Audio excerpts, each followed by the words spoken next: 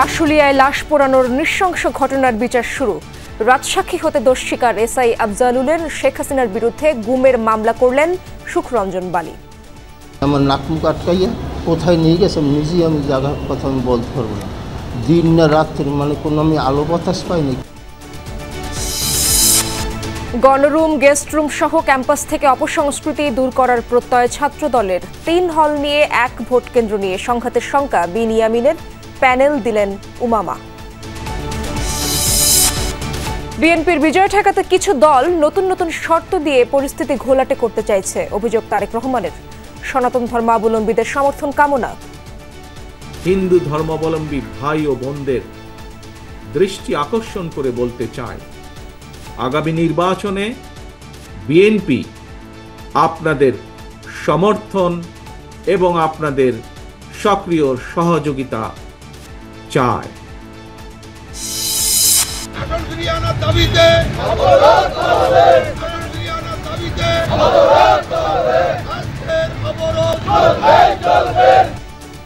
সংসদীয় আসন ও সীমানা নিয়ে কয়েক জেলায় মহাসড়ক অবরোধ, বিক্ষোভ। রোড ম্যাপের জন্য আগামী সপ্তাহের অপেক্ষা। সবার বক্তব্য আমলে নেয়ার দাবি জামায়াতের। কমিশনের আশায় বসে না থেকে মন্ত্রণালয়গুলো নিজ উদ্যোগে চালাচ্ছে সংস্কার। শেখ হাসিনার আমলে পাচার হওয়া টাকা ফেরানোর চেষ্টা চলছে। একটা দিনও এই গভর্নমেন্ট অপচয় করছে না। প্রত্যেকটা জায়গায় টিম পাঠানো হচ্ছে। সরজমিনে যে তার প্রপার্টি চেক করে দেখে আসছেন তারা।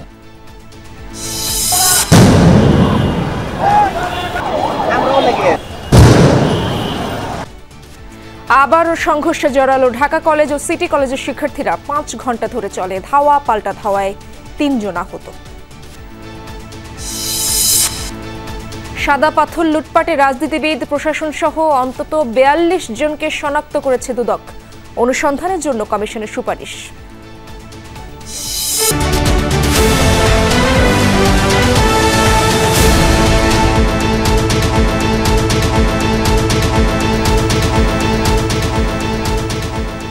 আমন্ত্রণ সন্ধ্যার বাংলাদেশে, সঙ্গে আছি আমি ইশরাত জাহান। এতক্ষণ শিরোনামগুলো দেখছিলেন। গণ অভ্যুত্থানে আশুলিয়ায় লাশ পোড়ানো এবং একজনকে গুলি ছুড়ে হত্যার ঘটনায় করা মামলায় বিচার শুরুর আদেশ দিয়েছেন আন্তর্জাতিক অপরাধ ট্রাইব্যুনাল 2। দোষ স্বীকারের পর রাজসাক্ষী হওয়ার আবেদন জানিয়েছেন এসআই আফজালুল হক। এদিকে দেলোয়ার হোসেন সাঈদীর মামলার অন্যতম সাক্ষী সুখরঞ্জন বালী অপহরণ, নির্যাতন ও গুমের অভিযোগে শেখ হাসিনা সহ 32 জনের বিরুদ্ধে অভিযোগ দায়ের করেছেন ট্রাইব্যুনালে।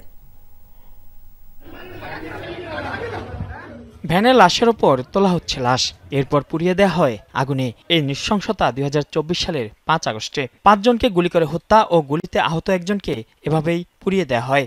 6 জনকে পুড়িয়ে দেওয়া ও 4 আগস্ট একজনকে গুলি করে হত্যা সহ 7 জনকে হত্যার অভিযোগে ট্রাইব্যুনালের দায়ের করা মামলায় বিচার শুরুর আদেশ দিয়েছেন আন্তর্জাতিক অপরাধ ট্রাইব্যুনাল 2। মামলায় মোট আসামি 16 জনের মধ্যে সাবেক সংসদ সদস্য সাইফুল ইসলাম সহ 8 জন পলাতক। এদিন গ্রেপ্তার 8 জনকে তাদের বিরুদ্ধে অভিযোগ পড়ে শোনানো হয়।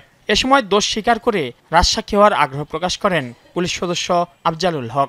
একজন আসামি তিনি দোষ স্বীকার করেছেন এবং বলেছেন যে আমি আমার বিরুদ্ধে যে চার্জ গঠন করা হয়েছে সেটা স্বীকার করছি এবং আদালতে আমি আমার বক্তব্য দিয়ে এই মামলার ব্যাপারে আমি যা জানি সেটা বলতে চাই। প্রসিকিউশনের পক্ষ থেকে আমরা কাউকে অ্যাপ্রুভার হওয়ার জন্য কোনো প্রস্তাবও দেইনি। প্রসিকিউশন চাইও না যেখানে কোনো অ্যাপ্রুভার হোক, কিন্তু কোনো ব্যক্তি, কোনো আসামি যদি আদালতে এসে বলে যে আমার বিরুদ্ধে যা অভিযোগ আনয়ন করা হয়েছে আমি তা স্বীকার করছি, এইটা আসামি এবং আদালতের ব্যাপার। এদিকে গুম নির্যাতনের ঘটনায় ট্রাইব্যুনালে অভিযোগ দায়ের করেছেন জামায়াত নেতা দেলোয়ার হোসেন সাঈদীর মামলার সাক্ষী সুখরঞ্জন বালী। বলেন 2012 সালের 5 নভেম্বর সাঈদীর পক্ষে সাক্ষ্য দিতে আসলে সাদা পোশাকধারী পুলিশ মাইক্রোবাসে করে তাকে তুলে নিয়ে গুম করে রাখে 2 মাস 17 দিন। পরে সীমান্ত পার করে ভারতে পাঠিয়ে দেওয়া হয়। ভারতে 5 বছর জেলে ছিলেন তিনি। আমার নাক মুখ আটকাইয়া কোথায় নিয়ে গেছে নিজেই আমি জায়গার কথা আমি বলতে পারবো না। দিন না রাত্রি কোনো আমি আলো বাতাস পাইনি। কিছু সময় পরে একটা আলো পাইছি। ওখানে ছিলাম আমি 3 মাসের, প্রায় আমি 13 দিন কম ছিল। অভিযোগে শেখ হাসিনা, সাবেক প্রধান বিচারপতি সুরেন্দ্র কুমার সিনহা, ট্রাইব্যুনালের সাবেক বিচারপতি নিজামুল হক নাসিম, সাবেক আইনমন্ত্রী শফিক আহমেদ, সাবেক প্রসিকিউটর রানা দাশগুপ্ত ও হায়দার আলী সহ ৩২ জনের নাম উল্লেখ করা হয়। আল্লামা দেলোয়ার হোসেন সাঈদীর বিরুদ্ধে সাক্ষ্য দেওয়ার জন্য প্রসিকিউশন বারবার তাকে চাপ দিচ্ছিল, কিন্তু উনি টর্চারিং করেছে, কিন্তু টর্চার করা সত্ত্বেও উনি যেহেতু রাজি হচ্ছিলেন না, সেহেতু তাকে আর সাক্ষী হিসেবে উপস্থাপন করেনি। টাকার অফার দিয়েছিল, সেটা তো উনি রাজি হন। তাকে গোপন ডিটেনশন সেন্টারে রাখা হয়েছিল, সেটা তিনি অভিযোগ করেছেন। তাকে পরবর্তীতে পুশব্যাক করে বাংলাদেশের আইন শৃঙ্খলা রক্ষাকারী বাহিনী ভারতীয় সীমান্তরক্ষীর কাছে তুলে দিয়েছিল, সেটাও তিনি অভিযোগ করেছেন এবং সেখানে তিনি বন্দী ছিলেন, সেটা রেকর্ডপত্র আছে, সেগুলো তিনি উল্লেখ করেছেন। সুতরাং তার অভিযোগের ভিত্তিতে আইনগত যা যা ব্যবস্থা নেওয়া দরকার তদন্ত সংস্থার রিপোর্টের প্রাপ্তি সাপেক্ষে আমরা সেই ধরনের ব্যবস্থা গ্রহণ করব। এছাড়া 5 আগস্ট চানখারপুলে 6 আন্দোলনকারীকে হত্যার ঘটনায় ট্রাইব্যুনাল 1-এ চলা মামলায় চতুর্থ দিনের মতো সাক্ষ্য নেওয়া হচ্ছে আরও 2 জনের। মাইনুল মারুফ, যমুনা নিউজ, ঢাকা। ডাকসু নির্বাচন ঘিরে সরগরম ঢাকা বিশ্ববিদ্যালয় ক্যাম্পাস। যাচাই বাছাই শেষে প্রাথমিক প্রার্থী তালিকা আজই প্রকাশ করার কথা জানিয়েছে কমিশন। সংবাদ সম্মেলন করে ছাত্রদলের ভিপি প্রার্থী আবিদুল ইসলাম খান বলেছেন, গণরুম, গেস্টরুম সহ ক্যাম্পাস থেকে অপসংস্কৃতি দূর করা হবে। 3 হল নিয়ে 1 ভোট কেন্দ্র নিয়ে সংঘাতের শঙ্কা প্রকাশ করেছেন বিনিয়ামিন, আর প্যানেল দিয়েছেন উমামা ফাতেমা। ডাকসু নির্বাচন ঘিরে ঢাকা বিশ্ববিদ্যালয় ক্যাম্পাস এখন আলোচনার কেন্দ্রে। চলছে উৎসবের আমেজ। মনোনয়নপত্র জমা দেওয়ার আনুষ্ঠানিকতা শেষে বৃহস্পতিবার দিনভর চলছে যাচাই বাছাইয়ের প্রক্রিয়া। নির্বাচন কমিশনের নিয়ম অনুযায়ী একজন প্রার্থী একাধিক মনোনয়নপত্র সংগ্রহ ও জমা দিতে পারবেন, তবে শেষ পর্যন্ত কেবল একটি পদেই প্রতিদ্বন্দ্বিতার সুযোগ পাবেন। বাকি মনোনয়নপত্র প্রত্যাহার করতে হবে, অন্যথায় সবকটি বাতিল বলে গণ্য হবে। চূড়ান্ত প্রার্থী তালিকা প্রকাশ করা হবে 26 আগস্ট। বেসিক্যালি ভোটার আইডিটা ইম্পর্টেন্ট ইস্যু। তার ভোটার আইডি ঠিক আছে কিনা, সে ভোটার কিনা, হ্যাঁ, তার নাম ইত্যাদি আমরা যাচাই করব। সেকেন্ড হচ্ছে তার প্রস্তাবকের হলের নাম, ভোটার ইত্যাদি রেজিস্ট্রেশন যাচাই করব, প্রস্তাবকের স্বাক্ষরটা ঠিক আছে কিনা। এরপরে সমর্থক যে একইভাবে তার নাম, ভোটার আইডি, এটা ইম্পর্টেন্ট ইস্যু, সে ভোটার কিনা ইম্পর্টেন্ট ইস্যু। এদিন ডাকসু নির্বাচনের প্যানেল ঘোষণা করেছে স্বতন্ত্র শিক্ষার্থী ঐক্য। প্যানেলের ভিপি উমামা ফাতেমা, জিএস আল সাদি ভুইয়া, এজিএস সায়েদ আহমেদ।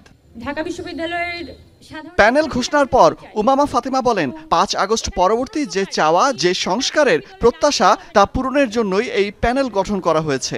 5 আগস্ট পরবর্তী সময়ে যেভাবে করে আমরা এক্সপেক্ট করেছিলাম, আমরা আশা করেছিলাম যে এই বাংলাদেশটা আমরা আবার নতুন করে নির্মাণ করব, এই ঢাকা বিশ্ববিদ্যালয়টা আসলে ছাত্রদের হয়ে উঠবে, এখানে কোনো প্রকার নীল, সাদা, গোলাপি দলের রাজনীতি হবে না। নির্বাচিত হলে ডাকসুর ভূমিকা কি হবে, এসব প্রতিশ্রুতি নিয়ে ক্যাম্পাসে ব্রিফিং করেছে ছাত্রদল। ভিপি প্রার্থী আবিদুল ইসলাম খান জানান, ঢাকা বিশ্ববিদ্যালয়ে গণরুম, গেস্টরুম কালচার চিরতরে দূর করা হবে। শিক্ষার্থীদের আবাসন সমস্যা সমাধানেও দেয়া হবে গুরুত্ব। একটা মানসিক প্রশান্তি দিয়ে যেন সে বিশ্ববিদ্যালয়ে বসবাস করতে পারে, তার পড়াশোনা চালিয়ে রাখতে পারে, সেটার জন্য আবাসন ব্যবস্থার যে একটা সমস্যা, পরিপূর্ণ আবাসিক বিশ্ববিদ্যালয় রূপান্তর করার জন্য সবচাইতে বেশি প্রচেষ্টা থাকবে এবং ফোকাস থাকবে আমাদের ওই দিকটা। এদিকে নির্বাচন নিয়ে বেশ কিছু অভিযোগ তুলেছে ছাত্র অধিকার পরিষদ। সংগঠনের ভিপি প্রার্থী বিন ইয়ামিন মোল্লার অভিযোগ, 3টি হল মিলে একটি ভোট কেন্দ্র করে ত্রিমুখী সংঘর্ষ বাঁধিয়ে ডাকসু নির্বাচন বন্ধের পায়তারা চলছে। আমরা বিশ্ববিদ্যালয় প্রশাসনের কাছে বিশ্ববিদ্যালয়ের এই প্রায় 40,000 ভোটারের যে দাবি, প্রার্থীর যে দাবি, যৌক্তিক দাবি আমরা বলতেছি যে আপনারা নাম, ব্যালট নাম্বারের পাশে ছবি যুক্ত করেন, এইটা তারা যুক্ত করতেছে না। নির্বাচন কমিশন ছাত্রলীগের ফৌজদারি অপরাধীর বিরুদ্ধে ব্যবস্থা না নিলে আন্দোলনে যাওয়ার হুঁশিয়ারি দেন তিনি। হলগুলোতে যদি 13 জন প্রার্থী হয়। অলক হাসান, যমুনা নিউজ, ঢাকা। ডাকসু নির্বাচন ঘিরে ক্যাম্পাসে নানা কার্যক্রম চলছে। সেখানকার সার্বিক পরিস্থিতি জানার চেষ্টা করবো আমার সহকর্মী সুমাইয়া ঐশীর কাছ থেকে। সুমাইয়া ঐশী, আপনি তো ঢাকা বিশ্ববিদ্যালয় ক্যাম্পাসে রয়েছেন, আজ তালিকা প্রকাশের কথাও রয়েছে। এছাড়াও ক্যাম্পাস ঘিরে কি কি কর্মসূচি চলছে? নির্বাচন তো কাছাকাছি সময়ে চলে আসলো, সেখানকার সার্বিক অবস্থা জানাবেন। ইশরাত, সার্বিক অবস্থা সবশেষ পরিস্থিতি যদি আপনাকে বলি, বিকেল 5টার দিকে কিন্তু প্রার্থীদের যে খসড়া তালিকা বা প্রাথমিক তালিকা সেটি প্রকাশের কথা ছিল, তবে এখন 7:10-এরও বেশি বেজে গেছে। এখনও পর্যন্ত নির্ধারিত সময় পার হলেও সেই তালিকা আমরা হাতে পাইনি। বলা হচ্ছে কারিগরি ত্রুটির কারণেই বিলম্ব হচ্ছে। ঠিক সুনির্দিষ্ট সময় আমাদেরকে বলা হয়নি যে এই সময়ের মধ্যে এই তালিকা প্রকাশ করা হবে, তবে ধারণা করা হচ্ছে হয়তো আর কিছুক্ষণের মধ্যেই প্রার্থীদের যে খসড়া তালিকা সেটি প্রণয়ন করা হতে পারে। আরও একটি যে বিষয় জানা গেছে সেটি হচ্ছে প্রার্থীদের নামের পাশে, অর্থাৎ প্রাথমিকভাবে যে প্রার্থীরা মনোনীত হবেন নির্বাচন কমিশনের মাধ্যমে, তাদের নামের পাশে সংক্ষিপ্ত নাম সংযোজন করার একটা পদ্ধতি চলছে, অর্থাৎ ডাক নাম যেটিকে আমরা বলি, সেটি সংযোজনের একটি প্রক্রিয়া চলছে। সেটির কারণেও কিছুটা বিলম্ব হচ্ছে বলে আমরা জানতে পেরেছি। প্রাথমিক খসড়া যখন প্রণয়ন করা হবে তখন আসলে আমরা জানতে পারবো যে প্রাথমিকভাবে কারা কারা কোন কোন পদের জন্য লড়ছেন। এবং একটি উল্লেখযোগ্য বিষয় বলতে চাই, আজকে সকাল থেকে কিন্তু সমস্ত বাকি যারা ছিল অন্যান্য ছাত্র সদস্য সংসদ থেকে যাদের প্যানেল ঘোষণা এখনও পর্যন্ত হয়নি, তারা কিন্তু আজকে প্যানেল ঘোষণা করেছেন। নারীদের একটি উল্লেখযোগ্য সংখ্যক নারী প্রার্থীদের অংশগ্রহণ দেখছি। কোনো প্যানেলে কিন্তু আমরা দেখেছি GS VP পদেও নারীরা রয়েছেন। ফলে একটি বেশ ইতিবাচক বিষয় আছে। তবে সব মিলিয়ে আসলে ডাকসু নির্বাচনের দিকেই মানুষের নজর আছে। সবাই আশা করছে একটি সুষ্ঠু নির্বাচন হবে। ধন্যবাদ আপনাকে ঐশী। শেষ হয়েছে জাহাঙ্গীরনগর বিশ্ববিদ্যালয় কেন্দ্রীয় শিক্ষার্থী সংসদ জাকসু ও হল সংসদ নির্বাচনের মনোনয়নপত্র বিতরণ এবং জমা কার্যক্রম। সকাল 9টা থেকে শুরু হওয়া মনোনয়নপত্র বিতরণ চলে দুপুর 2টা পর্যন্ত। জমা নেওয়া হয় বিকেল 4টা পর্যন্ত। রবিবার পর্যন্ত চলবে যাচাই বাছাই। পরে 25শে আগস্ট ঘোষণা করা হবে প্রার্থী তালিকা। এর আগে গত 18 ও 19শে আগস্ট দুদিনে জাকসু ও হল সংসদ নির্বাচনের মনোনয়নপত্র নেন 328 জন প্রার্থী। এদিকে জাকসু ও হল সংসদ নির্বাচনের নিরাপত্তা নিশ্চিতের জন্য সেনা সদস্য মোতায়েন চেয়ে সংশ্লিষ্ট দপ্তরে চিঠি দিয়েছে নির্বাচন কমিশন। আগামী 11 সেপ্টেম্বর জাকসু নির্বাচনের ভোট নেওয়া হবে। দীর্ঘ 33 বছর পর হতে যাওয়া এই নির্বাচনে ভোটার 11,919 জন। ফেব্রুয়ারির নির্বাচন সামনে রেখে বিএনপির বিজয় ঠেকাতে কিছু দল নতুন নতুন শর্ত দিয়ে পরিস্থিতি ঘোলাটে করার অপচেষ্টা করছে, এমন অভিযোগ করেছেন বিএনপির ভারপ্রাপ্ত চেয়ারম্যান তারেক রহমান। রাজধানীতে জন্মাষ্টমীর শুভেচ্ছা বিনিময় অনুষ্ঠানে তিনি বলেন, ধর্মীয় কারণ নয়, সংখ্যালঘু সম্প্রদায়ের ওপর আক্রমণের অধিকাংশ ঘটনার নেপথ্যেই ছিল অসৎ রাজনৈতিক উদ্দেশ্য। নির্বাচনের সনাতন ধর্মাবলম্বীর সমর্থন ও সহযোগিতা কামনা করেন তারেক রহমান। জন্মাষ্টমী উপলক্ষে হিন্দু সম্প্রদায়ের নেতৃবৃন্দের সাথে শুভেচ্ছা বিনিময় অনুষ্ঠান। রাজধানীর ইঞ্জিনিয়ার্স ইনস্টিটিউশনে অনুষ্ঠানের প্রধান অতিথি বিএনপির ভারপ্রাপ্ত চেয়ারম্যান তারেক রহমান। অনুষ্ঠানে কথা বলেন বিএনপি মহাসচিব মির্জা ফখরুল ইসলাম আলমগীরও। আওয়ামী লীগ সরকারের সমালোচনা করে তিনি বলেন, দেশের টাকা বিদেশে পাচার করেছে বিগত সরকার। এবং তারা একটা যে গাড়ি কিনছেন, সেই গাড়িগুলো কোনোটাই আপনার 2 কোটি 3 কোটি টাকার কমে নয়। এটা কোত্থেকে গেল? এই দেশের সম্পদকে তারা পাচার করেছে। অনুষ্ঠানে হিন্দু সম্প্রদায়কে জন্মাষ্টমীর শুভেচ্ছা জানান বিএনপির ভারপ্রাপ্ত চেয়ারম্যান। এই বাংলাদেশ কোন ব্যক্তি, গোষ্ঠী কিংবা দলের নয়। এই বাংলাদেশ আপনার, আমার, আপনাদের, আমাদের সবার। তিনি বলেন, ধর্মীয় কারণ নয়, সংখ্যালঘু সম্প্রদায়ের উপর আক্রমণের ঘটনার অধিকাংশের নেপথ্যে ছিল অসৎ রাজনৈতিক উদ্দেশ্য। ভাই বোনেরা, আপনাদের ধর্মীয় পরিচয়কে কেউ যাতে নিজেদের হীন দলীয় রাজনৈতিক স্বার্থে ব্যবহার করতে না পারে, সে ব্যাপারে আপনাদের সকলকে আমি সতর্ক থাকার বিনীত আহ্বান জানাই। আসন্ন জাতীয় সংসদ নির্বাচন নিয়ে নানামুখী ষড়যন্ত্রের অভিযোগও তোলেন তারেক রহমান। ক্ষমতা যেতে হলে বিরোধী রাজনৈতিক দলগুলোকে জনগণের কাছে যাওয়ার পরামর্শ দেন তিনি। এই নির্বাচন অনুষ্ঠান নিয়ে কোন রাজনৈতিক ব্যক্তি বা গোষ্ঠীর বক্তব্য, মন্তব্য কিংবা নিত্য নতুন শর্ত বা শর্তের প্রস্তাবনা সামগ্রিকভাবে জনমনে বিভ্রান্তি সৃষ্টির একটি কারণ হয়ে দাঁড়িয়েছে। ফ্যাসিবাদ বিরোধী আন্দোলনের রাজপথের সহযোদ্ধা কতিপয় রাজনৈতিক ব্যক্তি এবং গোষ্ঠীর আচরণেও সেই পলাতক স্বৈরাচারের সরকারের মতন বিএনপির বিজয় ঠেকাও প্রবণতা লক্ষ্য করা যাচ্ছে।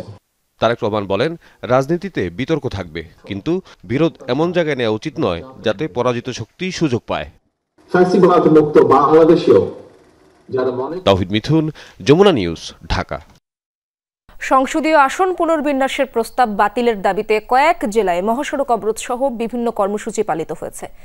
দাবি মানা না হলে কঠোর আন্দোলনের হুঁশিয়ারি দিয়েছেন বিক্ষুব্ধরা। আগামী 24 আগস্ট থেকে নির্বাচন কমিশনের সংসদীয় আসন পুনর্বিন্যাসের খসড়ার ওপর শুনানি শুরুর কথা রয়েছে। 9 উপজেলা নিয়ে গঠিত বাগেরহাট জেলায় সংসদীয় আসন 4টি। আসন্ন নির্বাচনে একটি আসন কমানোর প্রস্তাব করেছে নির্বাচন কমিশন। এতে ক্ষোভ ছড়িয়েছে স্থানীয়দের মাঝে। 4টি আসন বহাল রাখার দাবিতে বেশ কিছুদিন ধরেই কর্মসূচি পালন করে আসছে বিভিন্ন রাজনৈতিক দল ও নানা শ্রেণী পেশার মানুষকে নিয়ে গঠিত সর্বদলীয় সম্মিলিত কমিটি। বৃহস্পতিবার সকাল থেকে দুপুর পর্যন্ত নওয়াপাড়া ও কাটাখালী এলাকায় ঢাকা খুলনা মহাসড়ক অবরোধ করে রাখে তারা। বাগেরহাটের সংসদীয় আসন 4টা থেকে 3টে করেছে, প্রতিবাদ গ্রহণ করেছে। 25 তারিখে সিদ্ধান্ত 4 আসন ফিরিয়ে দেওয়ার পক্ষে না হয় 26 তারিখ থেকে লাগাতার কর্মসূচি। মহাসড়ক 4 ঘন্টা অবরোধ করে রাখায় আটকে পড়ে শত শত যানবাহন। ভোগান্তিতে পড়েন যাত্রীরা। নর্থ সিটি থেকে আসছি বাগেরহাটে যাওয়ার জন্য, কিন্তু এখানে মোড়ে এসে দেখি এখানে অবরোধ চলছে। এখন মানে যা পৌঁছাতে পারি না, এখন এখানে নাকি 1 ঘন্টা লেট করা কি একটা কষ্ট না, এক সাইড আমাদের জায়গা দিলে কিন্তু হয়। মেঘনা উপজেলাকে কুমিল্লা 2 আসনেই বহাল রাখার দাবিতে মানববন্ধন ও বিক্ষোভ করেছে হোমনা মেঘনা নাগরিক সমাজ। এক পর্যায়ে ভাটেরচর এলাকায় ঢাকা চট্টগ্রাম মহাসড়কে অবস্থান নেয় বিক্ষোভকারীরা। কিছুক্ষণ পর তাদের সেখান থেকে সরিয়ে দেয় পুলিশ। নির্বাচন কমিশনের আসন পুনর্বিন্যাস খসড়ায় কুমিল্লা 2 আসন থেকে মেঘনা উপজেলাকে সরিয়ে কুমিল্লা 1 আসনের অন্তর্ভুক্ত করার প্রস্তাব দেওয়া হয়েছে। ভৌগোলিকভাবে হোমনা আর মেঘনা 1 এবং মেঘনার সাথে 1 ইঞ্চি জায়গা ভৌগোলিকভাবে দাউদকান্দির সাথে সংযুক্ত নাই। সর্বস্তরের জনগণের এই দাবি, হোমনার মানুষ মেঘনার মানুষ একই আসনে আমরা একসাথে থাকতে চাই। যশোর 3 ও 6 আসনের সীমানা অপরিবর্তিত রাখার দাবিতে শহরে বিক্ষোভ মিছিল করে স্বেচ্ছাসেবক দল। এ সময় বক্তারা অভিযোগ করেন সীমানা পুনর্নির্ধারণের নামে ষড়যন্ত্র চলছে। একই দাবিতে মনিরামপুরেও বিক্ষোভ মিছিল ও ইওনোর কাছে স্মারকলিপি দেন বিএনপি নেতাকর্মীরা। এছাড়া চট্টগ্রাম 4 আসনে আকবর শাহ এলাকাকে অন্তর্ভুক্ত না করার দাবিতে জেলা প্রশাসক কার্যালয়ের সামনে মানববন্ধন ও সমাবেশ হয়েছে। জাহিদ হাসান, যমুনা নিউজ। নির্বাচনী রোডম্যাপ নিয়ে বৈঠক করেছেন 4 নির্বাচন কমিশনার সহ উচ্চপদস্থ কর্মকর্তারা। এদিকে প্রধান নির্বাচন কমিশনারের সাথে সাক্ষাৎ করতে বিকেলে নির্বাচন ভবনে যান জামায়াতের প্রতিনিধি দল। সাক্ষাৎ শেষে দলের সহকারী সেক্রেটারি জেনারেল হামিদুর রহমান আজাদ বলেন, দেশের বিভিন্ন জায়গায় আসনের যে বেশ কম হয়েছে তা নিয়ে সিইসির কাছে নিজেদের বক্তব্য তুলে ধরেছে জামায়াত। ত্রয়োদশ জাতীয় সংসদ নির্বাচন সামনে রেখে ভোটের রোডম্যাপ চূড়ান্ত করতে নির্বাচন কমিশনে বৈঠক হয়েছে।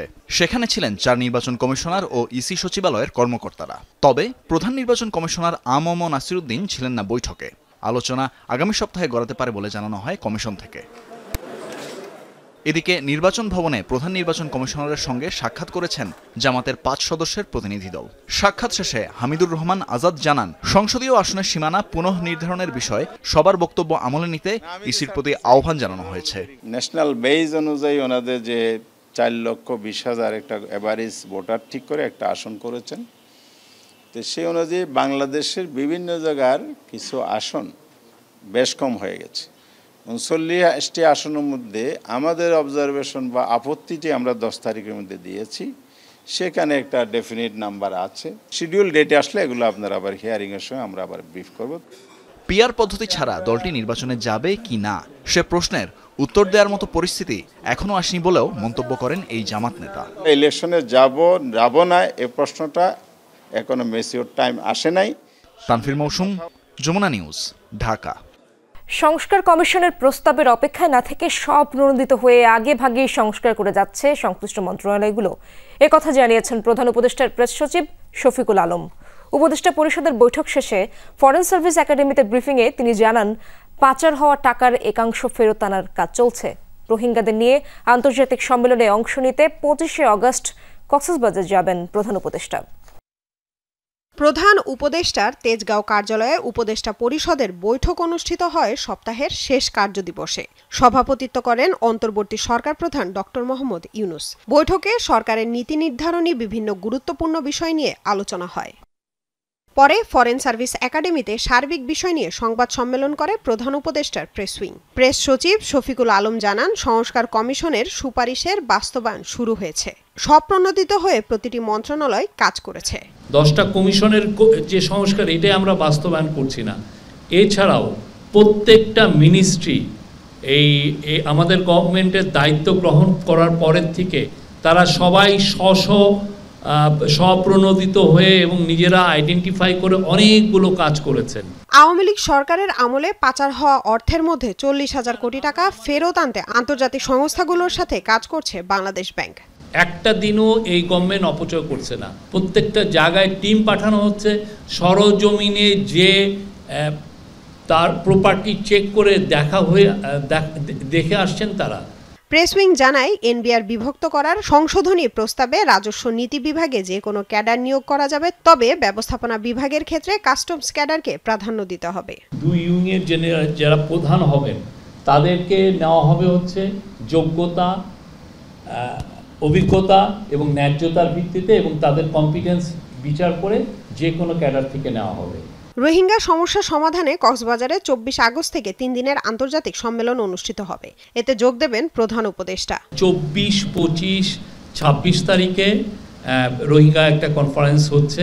রোহিঙ্গা ক্রাইসিসটাকে আবার ইন্টারন্যাশনালি যাতে মেজর ডিসকাশনের বিষয় হয়, সেটার জন্য আমরা এইটাকে হাইলাইট করার জন্য 3টা বড় ইন্টারন্যাশনাল কনফারেন্স করার আমরা প্ল্যান নিয়েছি।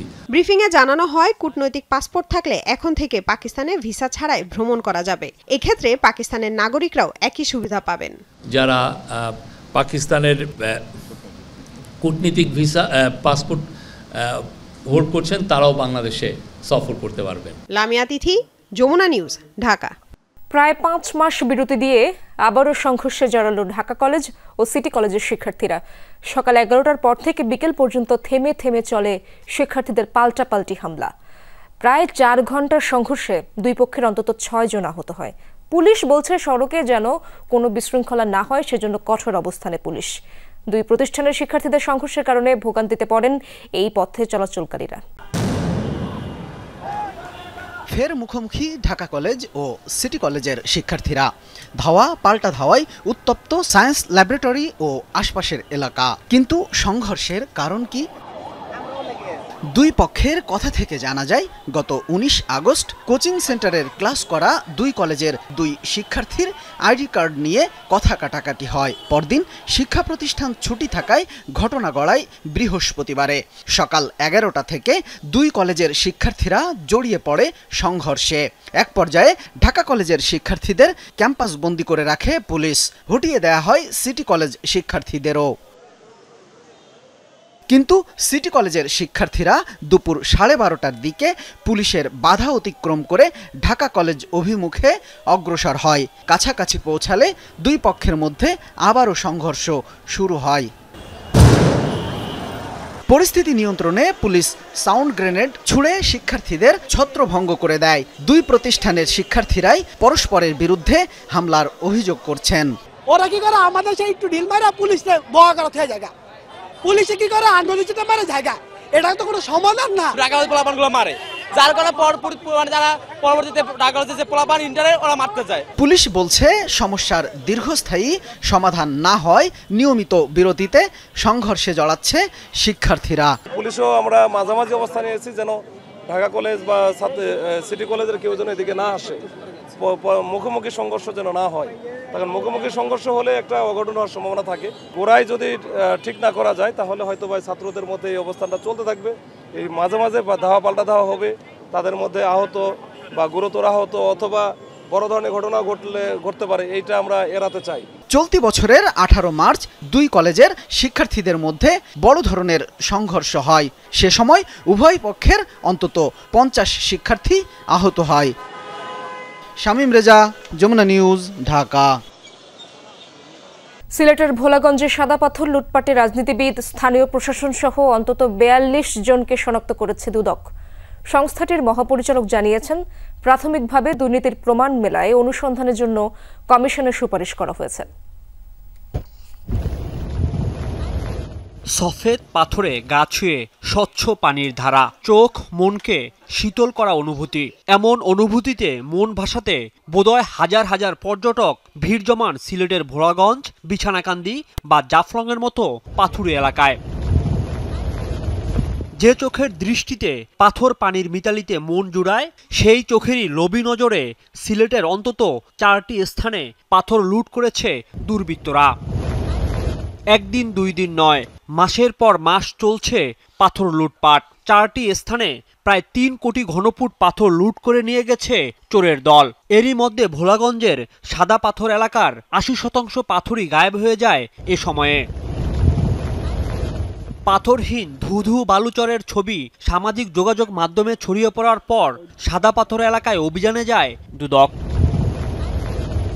দুদকের যে অভিযান নিয়ে আলোচনা সমালোচনা, সেই অভিযানের পরই পাথর খেকো বিভিন্ন রাজনৈতিক দলের স্থানীয় নেতাদের নাম বেরিয়ে আসে। দুদকের প্রতিবেদনে বলা হয়েছে, সাদা পাথর লুটপাটে ৪২ জন রাজনীতিবিদ ও প্রভাবশালী ব্যক্তির সংশ্লিষ্টতা রয়েছে। এছাড়া লুটপাটে স্থানীয় প্রশাসন, পুলিশ ও বিজেপির নিষ্ক্রিয়তা ও সহযোগিতাও ছিল।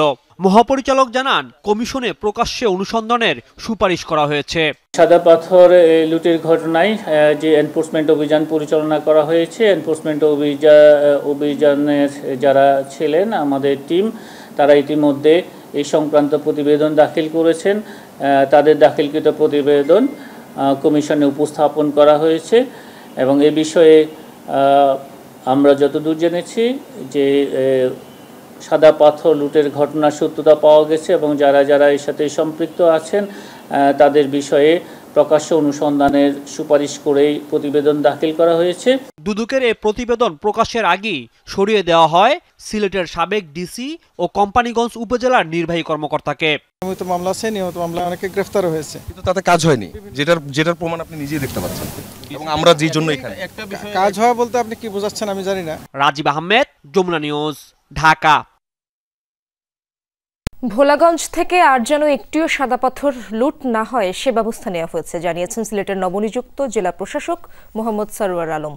বিকেলে সাদা পাথর পরিদর্শনে গিয়ে লুট হওয়া স্থানগুলো ঘুরে দেখেন। পরে সাংবাদিকদের প্রশ্নের জবাবে জেলা প্রশাসন বলেন, সাদা পাথর চুরির পেছনের কারণও পর্যালোচনা করা হচ্ছে। পরিদর্শন থেকে ফেরার পথে কোম্পানিগঞ্জের টুকেরগাঁও এলাকায় অবৈধ পাথর রাখার অভিযোগে 3টি স্টোন ক্রাশার মিলের পাথর জব্দের নির্দেশ দেন সারওয়ার আলম।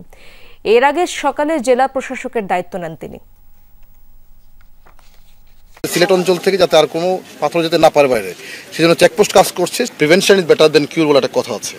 তো আমরা দেখি কি করা, যদি এখানে পানিশমেন্ট প্রয়োজন হয় তাহলে প্রচলিত যে আইন আছে সেই আইন মোতাবেক হবে, যে যতটুকু অপরাধ করবে সেই অনুযায়ী হবে।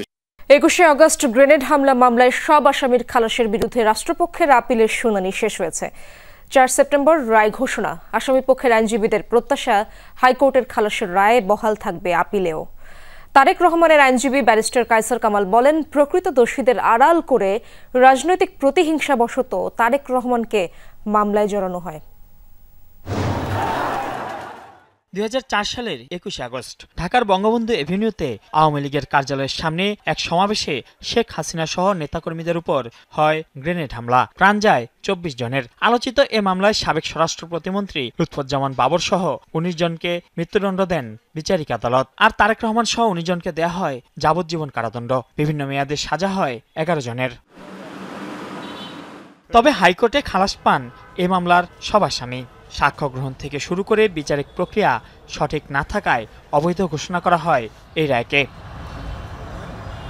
বৃহস্পতিবার এ মামলার চূড়ান্ত শুনানিতে আসামিপক্ষ বলেন, 21 আগস্ট গ্রেনেড হামলায় হাইকোর্টের খালাসের রায় বহাল রাখা হলে আইনের শাসন প্রতিষ্ঠা পাবে। যদি দেখা যায় যে কোনো মামলায় আদৌ এই মামলা কারো বিরুদ্ধে প্রমাণ হয় না, অথবা এই মামলা আপনার খালাস ছাড়া অন্য কিছু চিন্তা করা যায় না, সেক্ষেত্রে যদি তারেক জিয়া সাহেব আপিল নাও করে থাকেন, কোর্ট সুমোটো তাকে সেই রিলিফ দিতে পারেন। এবং যেটা আমরা হাইকোর্ট বিভাগে এই প্রার্থনা করার পর হাইকোর্ট বিভাগ সেখানে ওনার জাজমেন্টে এটা লিখেছেন যে non appealing accused also will get the benefit of this judgement. Tarique রহমানের আইনজীবী ব্যারিস্টার কায়সার কামাল বলেন, প্রকৃত দোষীদের বিচার নয়, বরং 21শে আগস্ট গ্রেনেড হামলাকে ভিন্ন খাতে প্রবাহিত করতে চেয়েছিলেন শেখ হাসিনা। প্রকৃত দোষীদের শাস্তি দিতে গেলে হয়তো থলের বিড়াল বের হয়ে যাবে, যে কারণে শেখ হাসিনা তার রাজনৈতিক উদ্দেশ্য এবং প্রতিহিংসার হিসাবে জনাব তারেক রহমান সাহেবকে এই মামলায় অন্তর্ভুক্ত করলেন। এই মামলায় লুৎফুজ্জামান বাবরের আইনজীবী বলেন, খালেদা জিয়াকে জড়াতে বারবার চাপ দেওয়া হয়েছিল। অভিযোগ, আসামিদের আটকে রেখে জবানবন্দি নেওয়া হয়েছে, যা নীতি বহির্ভূত। একজন বিচারক নিম্ন আদালতে যে ফাইন্ডিং দিয়েছেন, মনে হচ্ছে তিনি একটা রাজনৈতিক বক্তব্য দিচ্ছেন রায় লেখার ক্ষেত্রে। এইটা আমরা আদালতের নজরে এনেছি, নিম্ন আদালতের বিচারকদের জন্য এই ক্ষেত্রেও যেন কোনো একটা কিছু তারা বলেন। আর সর্বশেষ জনাব বাবর সাহেব যে কথাটা আমাকে প্রায়ই বলেন, তিনি বলেন যে তাকে এই মামলার আসামি করা হয়েছে কারণ তাকে বারবার বলা হয়েছে ম্যাডাম খালেদা জিয়ার বিরুদ্ধে বলার জন্য। তিনি এটা বলতে রাজি হন নাই, এই জন্যই বারবার তাকে এই ধরনের অনেকগুলো মামলায় আসামি করা হয়েছে।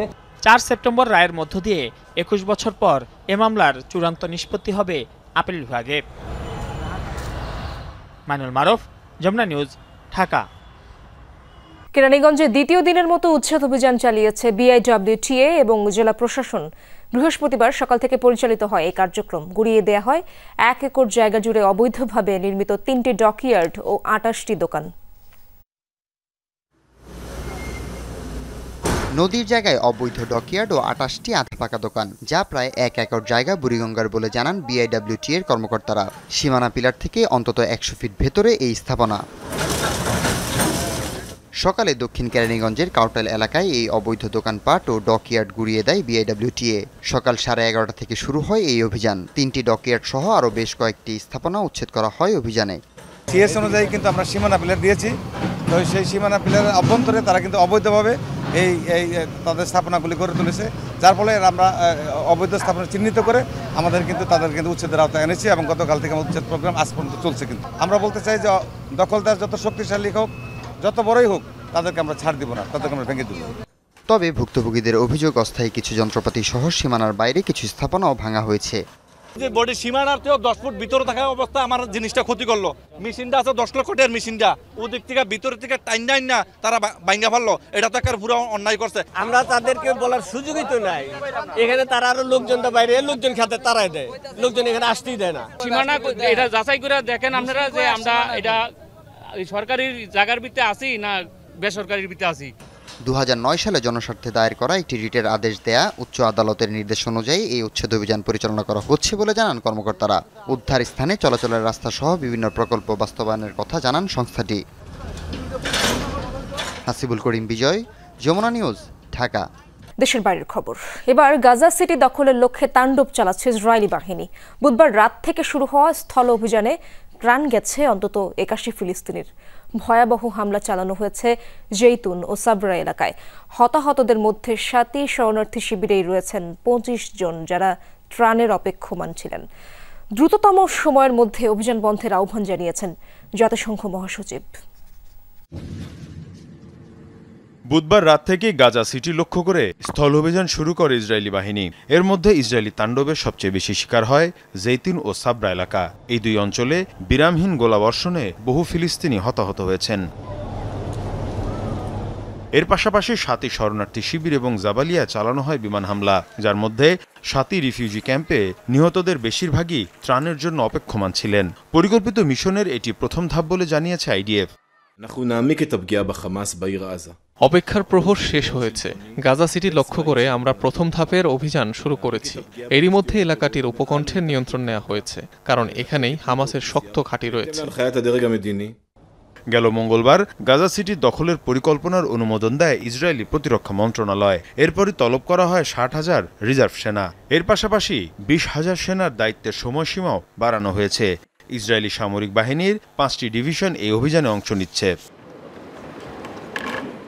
এ অবস্থায় নিন্দার ঝড় উঠেছে বিশ্বজুড়ে। এই মুহূর্তেই অভিযান বন্ধে ইসরায়েলের প্রতি আহ্বান জানিয়েছেন জাতিসংঘ মহাসচিব। এই মুহূর্তে গাজায় যুদ্ধবিরতি অত্যন্ত জরুরি। এর পাশাপাশি সেখানে থাকা জিম্মিদেরও মুক্তি দিতে হবে। গাজা সিটিতে যে সামরিক অভিযান চলছে তা ঠেকাতে এর কোনো বিকল্প নেই। এদিকে ইসরায়েলি হামলার কারণে দক্ষিণাঞ্চলের দিকে ছুটছেন গাজা সিটির বাসিন্দারা। রেডক্রস কমিটি বলছে, নতুন করে বাস্তুচ্যুতি ও সহিংসতা বেড়ে গেলে গাজার ২১ লাখ মানুষের জন্য পরিস্থিতি আরও ভয়াবহ হয়ে উঠবে। মীর মুশফিক আহসান, যমুনা নিউজ। ভারতের সাথে ভবিষ্যতে আরও জ্বালানি প্রকল্পের সহযোগিতায় আগ্রহী রাশিয়া, জানিয়েছেন রুশ পররাষ্ট্রমন্ত্রী সের্গেই ল্যাভরভ। বৃহস্পতিবার মস্কোতে ভারতের পররাষ্ট্রমন্ত্রী এস জয়শঙ্করের সঙ্গে বৈঠকে একথা জানান তিনি। হাইড্রোকার্বন খাতে সহযোগিতা এবং ভারতীয় বাজারে রুশ তেল সরবরাহে আমরা এরই মধ্যে সন্তোষজনক অগ্রগতি অর্জন করেছি। পাশাপাশি জ্বালানি সম্পদ উত্তোলনের জন্য যৌথ প্রকল্প হাতে নিতে আমাদের দুপক্ষেরই আগ্রহ রয়েছে, যার বিস্তৃতি হবে রাশিয়ার মূল ভূখণ্ড থেকে শুরু করে সুদূর প্রাচ্য এবং আর্কটিক উপকূলীয় অঞ্চল পর্যন্ত। দর্শক, এই ছিল আজকের সন্ধ্যার বাংলাদেশের আয়োজনে। এতক্ষণ যারা সঙ্গে ছিলেন সবাইকে ধন্যবাদ।